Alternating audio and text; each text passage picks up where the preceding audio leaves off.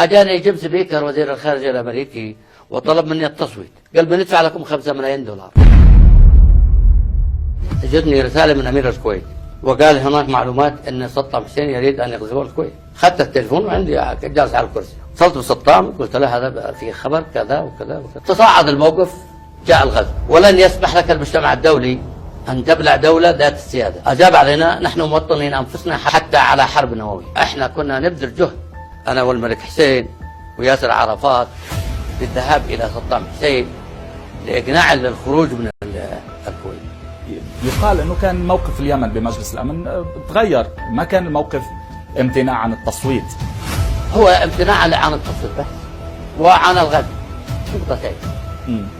غير موافقين على الغزو لأن احنا نقول تغلب الحوار. طب لماذا لم يعني تدينوا دوليا مش بينكم وبين العراقيين؟ احنا قلنا احنا ضد الغزو، واحد. اثنين، احنا مع الحوار. ثلاثة، تواصلت مع الامريكان بأن يغلب الحوار افضل من لغة القوة، لانه الجرح في العراق هو جرح الامة العربية.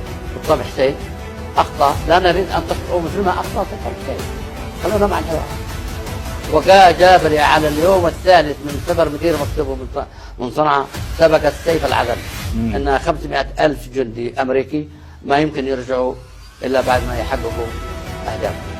ما ضغطوا عليك لكي يعني؟ اجاني جيمس بيكر وزير الخارجيه الامريكي وطلب مني التصويت. قلت له ما بدنا نصوت في حرب، احنا نصوت في اي شيء الا الحرب. طلب منك التصويت في صالح الحرب. قلت له نصوت في كل شيء الا مش ان احنا نبارك غزو صدام حسين، نحن ندينه وعدلنا وجها لوجه، لكن لا نقبل اننا ناخذ قرار ان نصوت على قرار الحرب. قال بندفع لكم 5 ملايين دولار عشان تصوت. قلت له 5 مليار دولار معقول. حتى لو جاب 5 ما بصوت. حتى لو جاب 5 مليار لانه مش بيع وشراء 10 ولا عكس. هذه مبادئ. طيب صحيح انه هددك باستخدام عقوبات ضد اليمن؟ لا مش صحيح.